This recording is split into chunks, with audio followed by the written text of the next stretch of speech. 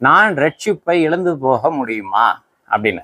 அப்ப இந்த கேள்விக்கு பதில் காண்பதற்கு முன்பாக இந்த ரட்சிப்பானது ஒரு ப்ராசஸ், ஒரு தொடர் நிகழ்வு அப்படிங்கிறத நம்ம புரிஞ்சுக்கணும். வேதம் அதை குறித்து திட்டவட்டமாக சொல்கிறது.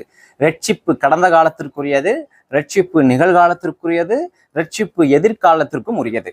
இத நம்ம 3 வார்த்தைகளால நம்ம புரிஞ்சுக்கலாம். முதலாவதாக ஜஸ்டிஃபிகேஷன், தேவனோடு நேராவது, தேவனோடு ஒப்புரவாவது, தேவனோடு நாம் சமாதானம் பெறுவது அல்லது பாவ மன்னிப்பை பெற்றுக்கொள்வது.